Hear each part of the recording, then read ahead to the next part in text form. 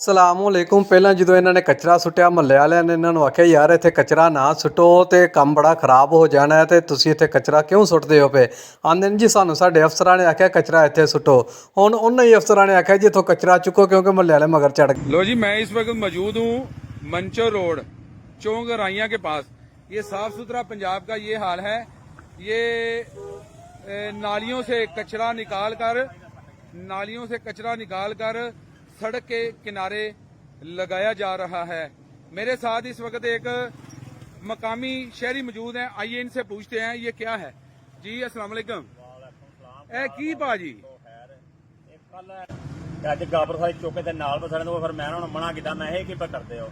ਉਹਨਾਂ ਕਹੇ ਸਾਡੇ ਸੀਨੀਅਰ ਆ ਕੇ ਇੱਥੇ ਸੱਟੋ। ਮੈਂ ਕਿਹਾ ਹੁਣੇ ਕੋਈ ਗੱਡੀ ਆਈ जी ਉਹ ਨਾ ਟਾਇਰ ਲੱਗੇਗਾ, ਸਾਰਾ ਤੋੜ ਚੌਂ ਜਿੱਦਾਂ ਜਿੱਦਾਂ ਗੱਡੀ ਆ ਕੇ ਸਾਰਾ ਗੰਦ ਪਾਵੇਗਾ। जी ਇਹ ਸਾਫ ਸੁਥਰਾ ਪੰਜਾਬ ਹੈ, ਨੱਕ ਨਾਲ ਲਾ ਕੇ ਤਾਂ ਮੂੰਹ ਨਾਲ ਮਲ ਲੈਣਾ। ਇਹ ਕੀ ਹੈ? ਇਹ ਸਾਫ ਸੁਥਰਾ ਪੰਜਾਬ है। आप एक और मुझे बात बताएं कि ये नालों से निकाला हुआ कचरा है। हाँ हाँ, नालों में ये मैं आपको दिखा रहा हूँ जी। नाला है। हाँ जी, वो सामने नाला है जी, ये देखें जी। और ये कचरा निकाल कर ये सड़क के साथ लगाया जा रहा है। मेरी आला अफसरान से गुजारिश है, अपील है कि आप खुद ही फैसला करें क्या ऐसा होना चाहिए।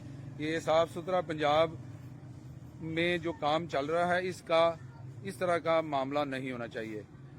हमारी इंशाल्लाह अलीपुर चट्टा की आवाम की आवाज़ हर खबर पर